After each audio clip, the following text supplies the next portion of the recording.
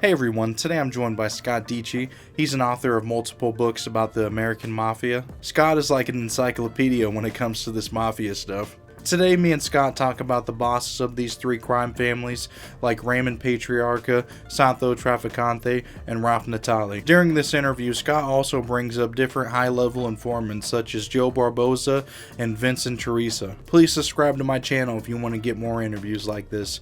And without further ado, let's get into the story. My name's Scott Deitche. I'm an author who specializes in organized crime, and I've written 9 books on the Mafia and the history of the Mafia in the United States. Wow. Okay. Yeah, that's pretty dope, man. I appreciate you coming on and taking some time out and joining me. And what we're gonna do is talk about a few different crime families today. The one in Florida, some of the Philly, and then the Patriarca family, just depending on what you know. Mhm. So, I think we should start with the one in Florida. Kind of talk about how they started and who was the boss. When they started. So the Florida, has two kind of aspects when you talk about the Mafia. There's the East Coast, the Miami area, which was generally considered an open city where mobsters from around the country can come and operate. And that started really kind of in the 1920s. Guys like Meyer Lansky were coming down to Fort Lauderdale, Miami, which were still very small towns back then. Um, but over on the West Coast in Tampa, you actually had the beginnings of your own, or I should say, Florida's own homegrown mafia family, and it really started in the early 1900s. You see Sicilian immigration coming over into Central Florida and Tampa. And really, the epicenter of Tampa was the neighborhood of Ybor City, which was a magnet for Cuban, Spanish, Sicilian, German, and Romanian Jewish immigrants that were coming into the area, primarily for the cigar industry. And the cigar industry was really one of the main driving economic factors. That there was a really busy Port Tampa Bay. But we start seeing through research the emergence of the Black Hand, or these kind of early mafia type gangs in Tampa that are already corresponding with mobsters in New York, in Pittsburgh, in Chicago. And by the time Prohibition starts in 1920, things really kind of start heating up in Tampa. Um, you have a boss at the time, Charlie Wall, who's called the Dean of the Underworld. He kind of controlled a lot of the illegal activities and vice.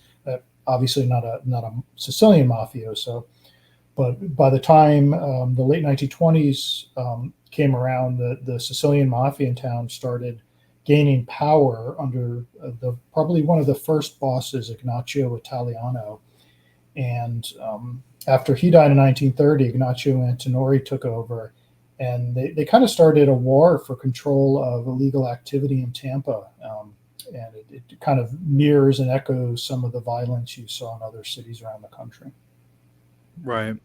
Yeah. No. I mean, they really had a kind of a start like in New York. They kind of came up in Prohibition, like you said. So that's interesting. And I know one of the main bosses that you always hear about is Santo Trafficante. And what was his part and what area was he at? And how did he start, from your knowledge? When we talk about Santo Trafficante and the mafia, most people think of Santo Trafficante Jr., but it was his father, actually, Santo Sr., who was the boss of the mafia in Tampa for probably starting around 1940 through about 1950, early 50s. And he came over from Sicily directly to Tampa. And that kind of started the Trafficante domination of organized crime in Tampa. By the time Santo Jr. takes over, um, he quickly becomes one of the more powerful underworld figures, which is kind of interesting because the Tampa Mafia itself was never a big family size wise. They certainly weren't as big as the five families in New York or Chicago. But Santo Trafficante Jr. had kind of an outsized influence, and a lot of that at that time, especially in the 1950s, had to do with his ownership of casinos in Cuba. Yeah. And who was his? Because I mean, you see in the movies and stuff that he was involved with like Meyer Lansky and stuff like that. And I mean, do you know that to be true that he was around these people? I would say next to Meyer Lansky, Santo Trafficante Jr. was probably one of the most important mob, mobsters in pre-Castro Havana. And a lot of that had to do with the fact that he spoke Spanish. He grew up in Ybor City, which had a very strong Cuban community, and he understood the Cuban culture. And a lot of Cuban gangsters in Tampa were working at the casinos in Havana with him. So he was able to own a couple of the major casinos like the Deauville. He had interest in the Capri. He owned the San Suchi, and he was partnering with other mobsters from America down there. Yeah. And what is your knowledge of him, with the whole John Kennedy stuff? That's about a 3 hour podcast. So. Well, just Yeah, I a could get. little So brief. there's a lot of circumstantial evidence. There's a lot of theories that Santo Trafficante had a hand in the assassination of John F. Kennedy. Some of it stems from a book called Mob Lawyer that was written by Frank Regano, who was Trafficante's longtime attorney. He says in 1987, before Trafficante died, Trafficante confessed to him that him and Carlos Marcello had John F. Kennedy killed. That's, you know, the story hasn't been verified. So, but there are a lot of ties with various figures that are around the Kennedy assassination and Santo Trafficante. Probably the most well-known tie is Jack Ruby, who actually visited Trafficante while Trafficante was imprisoned in Cuba after Castro took over. So there's a lot of interesting ties. I don't think we're ever going to know the total truth, but certainly Santo Trafficante figures into a lot of the conspiracy theories. Right. And what would you say, like, was, if it were, to be true, why would he want to assassinate John F. Kennedy? So a lot of the theories have to do with Robert Kennedy's kind of assault on the mafia. He when he led the Justice Department, Robert Kennedy really went after the mob hard, and then following John F. Kennedy's death, that kind of backed off for a while. There was talk that Trafficante was either in cahoots with Castro or working against Castro. Well, we know he was working against Castro, and that the assassination of Kennedy had to do with Cuba. Keep in mind this is right after the Cuban Missile Crisis. The tensions with the United States and Russia and Cuba are at an all-time high. So there are a few different options if you want to pick one and go down that theory rabbit hole.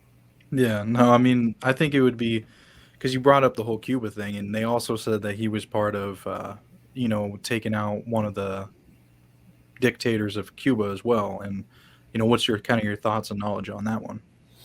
Oh, I actually talked to Robert Mayhew, who set up a meeting at the Fontainebleau Hotel in Miami with Trafficante, Sam Giancana, who was the boss of the Chicago outfit at that time, and Johnny Roselli, who was a Chicago mafioso, was out in Los Angeles, but also active in some anti-Castro activities. And the CIA did pay the mob to try and kill Fidel Castro. Now, obviously, Fidel Castro just passed away a few years ago, so none of those assassination plots ever came to fruition. But that definitely happened. That we know that to be true. That the CIA was looking to have the mob help them get rid of Castro. What was Santo Trafficante, known for? How did he make his money? That crime family. So the Tampa Mafia under Trafficante, and even before that, really illegal gambling was a primary source of income for them. I mentioned before about a game called Bolita, which was really popular. That kind of morphs into policy or numbers racket. So a lot of sports betting going on. So illegal gambling is a big moneymaker for the Tampa Mafia. They're also probably one of the mafia families that was more involved in narcotics and narcotics trafficking than others, more at a higher level. But Trafficante and some of his chief lieutenants implicated in a number of narcotics rings and narcotics operations. And then, the interesting thing, Tampa was never a major union hub, so labor racketeering wasn't really big for the family, but Trafficante himself later on was involved in some labor racketeering activities. The couple interesting things about Tampa is, number one, they had a lot of Cubans and Spanish gangsters that worked with them throughout. And some of them, obviously, they weren't made members of the mafia, but some of them were even more powerful than some of the lower made guys. And they were very heavily into the bars and lounges and the strip club industry in Tampa, especially in the 1960s and 70s. They ran a lot of bars, lounges. They were dealing drugs out of some of them. And also they were heavily involved in the emergence and the beginnings of the strip club industry in Tampa. Okay. What about is there any stories about, this crime family that really stand out to you that, obviously the two hits that we talked about, those are major hits, but just, something like an interesting fact or something about this crime family that kind of just stands out? Yeah, here's an interesting fact. Some of them, including the first boss, Ignacio Italiano, were farmers. Ignacio Italiano was a dairy farmer. The Deitche had cows. They were involved in dairy farms. Baby Joe Diaz was a rancher. And if you think about the area of Sicily where a lot of the Italian immigrants came from, the specific Alessandria della Rocca and Santo Stefano, there's agriculture, in those regions of Sicily. But I always found that funny. There's a great photo I have of, the first mob boss in Tampa standing out with a white shirt and a tie next to his cow in the field. Yeah, that's pretty cool, because you don't really hear about that much. I mean, in New York, I mean, it's a different ballpark because all they Yeah, got is a bunch of buildings and stuff around yeah, absolutely. Yeah, it's very different. it. Okay, so were there any wars or anything major that went on like that would have, I mean, even if it wasn't with another family, I mean, did they ever have a problem like that down in Florida? But yeah, in Tampa, there were kind of two periods from 1930 to about 1940. You have the war, became known in the newspapers as the Era of Blood, between Charlie Wall and his organization and the Mafia. I'd say about 30 to 35 killings, attempted assassinations going on over that decade. And then after Trafficante Sr. becomes ill and Santo Jr. kind of moves up, there's a split in the family, and you have two factions of the family gunning for each other. And from 1950 to 1959, there's another spate of killings that take place in Tampa. And a lot of people don't know Santo Trafficante Jr. himself was shot in the arm in January of 1953, right in the middle of all this activity going on. So there were some hits internally within Tampa during that time frame. Do you know what caused it to, be done with? I mean, did they just end up killing a bunch of people off, or what was this?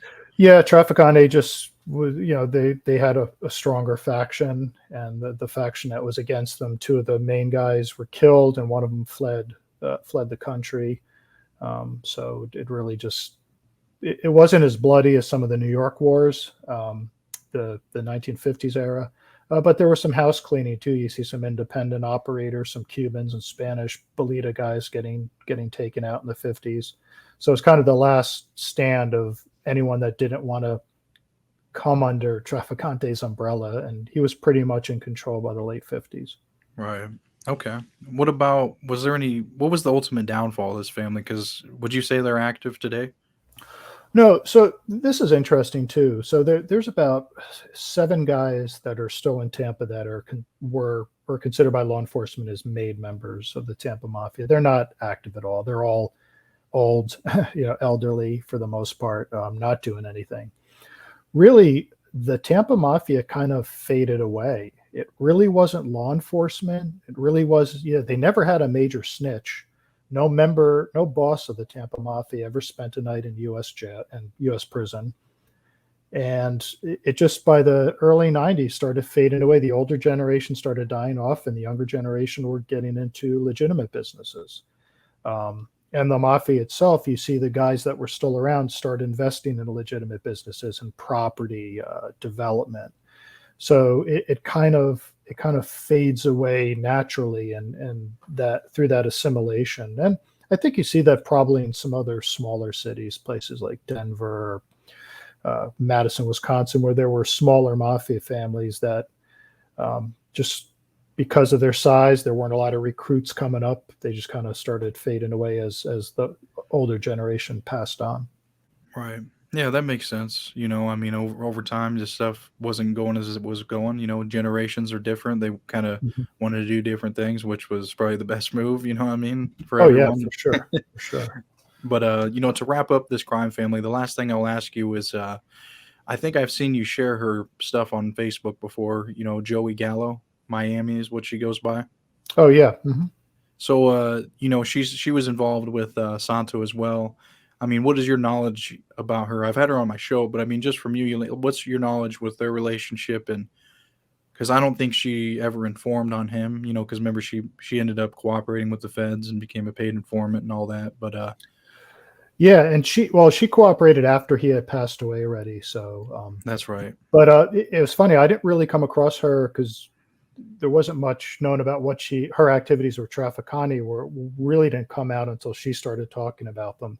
And when I actually did some narration on that podcast, I dug in and did a little digging. And so let me just take a step back real quick.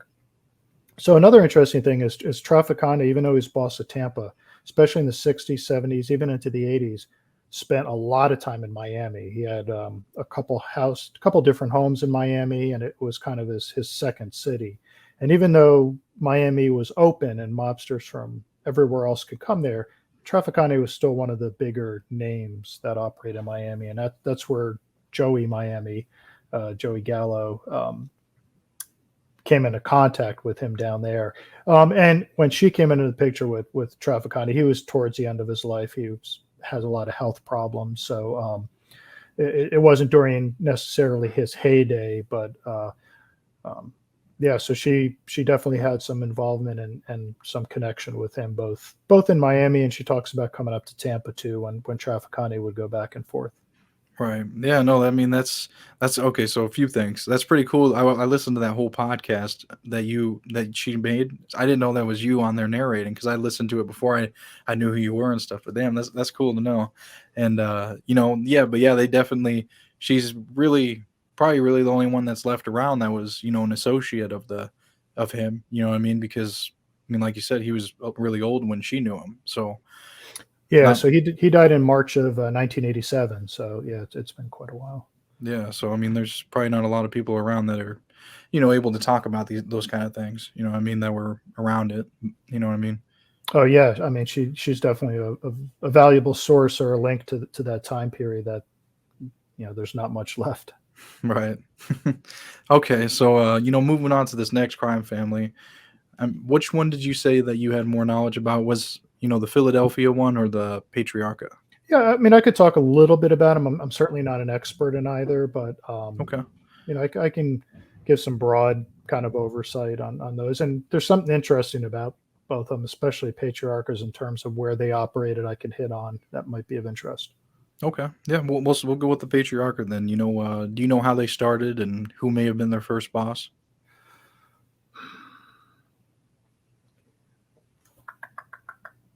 Oh, I'm sorry. I'm drawing a blank on the guy's name. I do.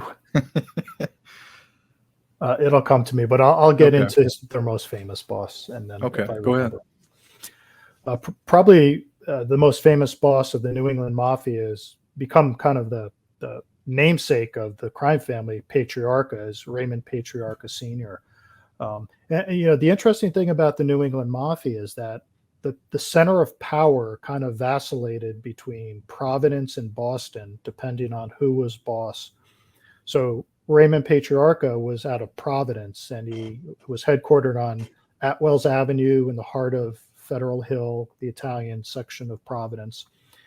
And he really controlled the crime family out of Providence. And, there was a very strong faction in Boston, and they kind of spread throughout the New England area. And then the Angelos, which were his underboss, excuse me.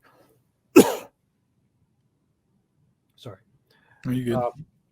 The Angelos, who were his underboss, they were out of the north end of Boston, which is still to this day like a really cool, vibrant Italian neighborhood. So I always found that interesting with New England is that you kind of had two centers of power. It wasn't really one city. There were two cities that fluctuated depending on who was in charge at that time. And Raymond Patriarca was probably one of the most well-known, one of the most powerful mobsters in the United States. He dies in 1984. And when he dies, you get a succession of bosses that come through, including his son, Raymond Jr., that lead to these wars. And this is all in the background of this going on while the Mafia is at war with each other in New England in the late 80s and early 90s, is the whole Whitey Bulger story, where you have Whitey Bulger and the Winter Hill Gang is informing to the feds. So the feds are on top of everything that's going on with the Mafia in New England. And really, federal pressure and federal efforts against organized crime really start decimating by the late 90s the membership of the New England Mafia, both in Boston and Providence as well. Yeah, and I mean that's really was one of their downfalls, right? I mean that would one of their major downfalls, you'd say, right? Oh yeah, absolutely. And then Cadillac Frank Salemi, who's the boss for a time, he becomes an informant for the FBI. You have other guys turned. You just don't have the caliber of leadership. There's no Raymond Patriarca, that emerges. So it kind of I don't want to say rudderless, but it doesn't have the leadership it once had. Right. And when he was running it, what was, I guess, how were they making their money, and what were they known for? The Patriarca family, the usual gambling, loan sharking, extortion, some labor racketeering. Really, that was kind of their bread and butter. The other interesting thing is, even though they were based out of Rhode Island and Massachusetts, in Western Massachusetts and Springfield, you also had another mafia group out there that were part of the Genovese family out of New York. So the Patriarchas did have some influence out that way, but Springfield and that part of Western Massachusetts was actually under control of New York. One of the earlier informants out of New England, who in the early 1970s kind of had a little bit of a brush with fame. He released a book called My Life in the Mafia, was a guy named Vincent Teresa. There was also another one, a Portuguese mobster, Joseph the Animal, who became an informant for the FBI against the New England Mafia. And he relocated to San Francisco, and his location was actually found, and there was attempts on his life. So Joseph the Animal Barboza becomes a government witness, government informant. He moves out to San Francisco, and he takes the name. He takes a new name. He's kind of hidden, but somebody leaks his information, finds out where he is, and on February 11th of 1976, he walks out of his house and is greeted with 4 shotgun blasts.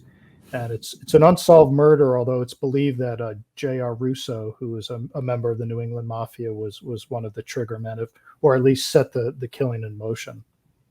Damn. Yeah, I mean, they really do have their ways and connections, definitely back then for sure, and when they wanted to get someone, they would, for the most part, Yeah. what I mean? Well, Pennsylvania had 3 crime families that operated in it.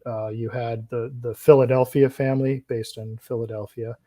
You had what became known as the Buffalino family, which operated out of Scranton, Pittston, the Wilkes-Barre area of northeast Pennsylvania. And then the Pittsburgh family, which was out in western Pennsylvania. So how did the Philadelphia crime family start? And if you know who the first boss was, or any of the famous bosses? Oh, yeah, I know a couple of them. So in Philadelphia, one of the first bosses out there was Salvatore Sabella. And at that time, there were a couple different gangs in Philadelphia. There were a couple different organized crime groups. But really, the first bigger boss of note was Joseph Ida, who oversaw the family in the 40s and 1950s. And then he was succeeded by Angelo Bruno. And Angelo Bruno became known as one of the more powerful mafia leaders out of Philly. He was known as the Gentle Don. He was very quiet, low key. He liked to keep out of the limelight. It's kind of the polar opposite of a John Gotti. He really shunned being the focus of attention. And it, during his reign, especially in the 1950s, 60s, 1970s, the Philadelphia family really kind of operated under the radar. There were some efforts by law enforcement certainly and some hits, but they kind of were in a really good position as kind of a solid crime family, which changes when Bruno is killed. And when he was killed, what was he killed for? If you do you know? So Bruno was supposedly killed because he was letting the New York families into Atlantic City, and Philadelphia kind of saw Atlantic City as theirs, as their territory. Um, and one of the people that had Bruno killed was the Tony Bananas Camponegro, and he was the Philadelphia crime family's capo or representative um, in Newark. So the Philadelphia family actually had a crew that operated out of Newark, New Jersey, in the primarily in the Down Neck or Ironbound section of Newark. And supposedly he went to the Genovese family and said they were having trouble with Angelo Bruno, and the Genovese said, "Well, take care of it." And Tony Bananas took that as, well, we need to get rid of Angelo Bruno. So Angelo Bruno was shot and killed in 1980, and pretty high profile killing right outside of his house. And there's a famous picture, at least in mob circles, of him sitting in the passenger seat of his car with a gunshot in his head. Um, Yeah, no, I mean that is I don't, they definitely got a lot of pictures out there like that. I mean, famous pictures of when these guys got hit, and it's just something else, because there's even one with the guy that still had a scar in his mouth. yeah, Carmine Galante. Yeah. Yeah. So what was kind of the downfall of this family? So after Bruno was killed, it started kind of again a war. Phil Testa was the boss for about a year. He was blown up in front of his house. He's referenced in a well-known Bruce Springsteen song, Atlantic City. The first line is, "Well, they blew up the Chicken Man in Philly last night," and Phil Testa's nickname was Chicken Man. Damn, they even made a song about it, huh? Yeah. And That's after not wrong. Testa, there was Nicky Scarfo, and Nicky Scarfo really led a very violent reign. And Philadelphia in the 1980s was a huge mafia war. There's something, I forget the exact number, but somewhere between 25, 30 killings, shootings. And obviously, this drew the attention of law enforcement. So there were waves of federal indictments and prosecutions. There was another war in the 90s between Skinny Joey Merlino and John Stanfa, two rival factions in the Philly crime family. Um, so, really, the downfall of Philly was probably a combination of internal violence, law enforcement pressure, and the usual, the informants.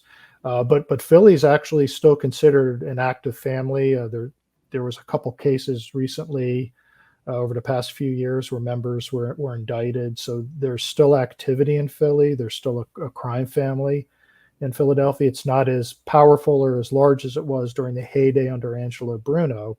But even with all the internal violence and law enforcement focus on them, there's still a small crime family operating there. Okay, so what was your knowledge on Ralph Natale, or how do you say his last name? Natale, yeah. Okay.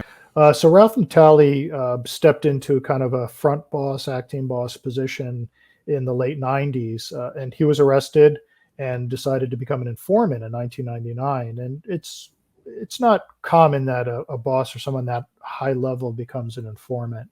And he had been behind bars a few times before, so he was looking at potentially a life sentence. He was somewhat older by that time. And like a lot of other informants, he released a book and did some talking head appearances on some mob documentaries. So Yeah, I seen him on a few big shows. Like I don't even know. Like I don't think it was Vlad TV, but it might have been the other guy. I can't think of his name, but I watched it on there too. It was pretty cool. But yeah, that's right. like you said, informants really brought down the family, and with the cops they had undercovers and go in there, and I'm sure you do you know Bobby Luisi? He was both of Yeah. these families that we're talking about, the Philadelphia and the Patriarca family. I think when he was in the Philly family, what he told me it was, he was going to do a drug deal, or someone wanted, he was going to be the man that was going to sell them to him, and someone else set it up, and he met with the guy, and they ended up getting him on tape of talking about the drugs or something. So it was some kind of conspiracy to sell them, because I don't think he actually did, but I think that's how they took him down. I mean, have you heard anything with him? Yeah, I mean, I don't know a ton about Luisi, but I do know he was involved. Yeah, and at Philadelphia was looking to actually start like a faction in Boston, and he was supposed to lead that. Yeah, because he was a capo out there, and Yeah. then the Patriarchas, I think he was a proposed man. He wasn't made until he joined the Philadelphia. But yeah, I think that's a pretty good. We covered pretty much, and it's about that 46:45. So, do you have anything else you want to add, or I think we're pretty much there. Yeah, I think I hit a few of the. Yeah, I wanted to throw a couple of the interesting things and Yeah. like the splits between the cities and everything. So Okay, yeah, go ahead. well, I tell you what, I could actually tie them together. Yeah. I'll just give you a quick thing. Is so in the 1960s, Miami was a really popular hangout and place for mobsters from around the country, and Santo Trafficante Jr. from Tampa lived primarily in Miami in the 1960s, and Angelo Bruno from Philadelphia would come down. And there are a multitude of surveillance reports from the FBI at that time that Bruno and Trafficante would often go out to eat or go out for a night on the town in some of the fancier restaurants. So they were really close in Miami. And their legitimate businesses were Angelo Bruno owned a pest control business, and Trafficante was a salesman for a fashion designer company, which of course both of them were just fronts for whatever else they were doing. But but it just shows you the interconnectedness, especially down in areas like Miami, where all these different families regularly operated together, met together, and they did it generally.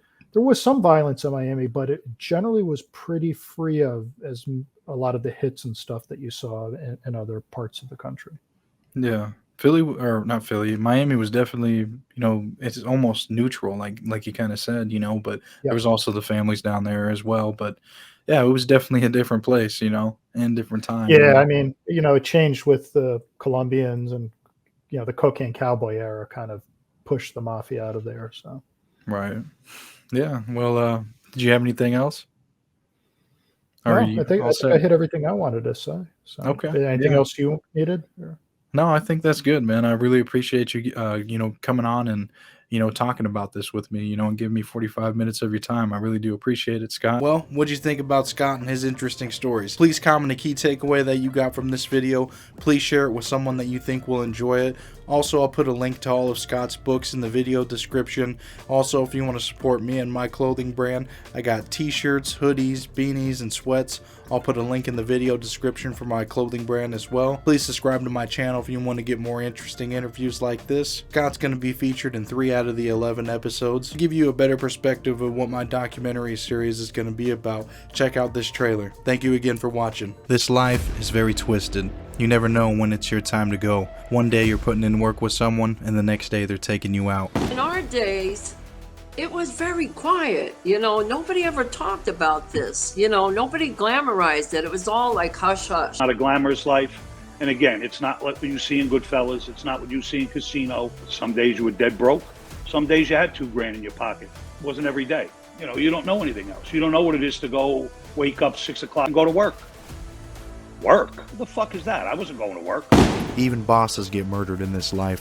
There was younger guys underneath him, and he wasn't doing the right thing, I guess. He was coming out of the card game, and unfortunately, a lone gunman came up and shot him 5 times. People who knew me would tell you I like to use the bat a lot.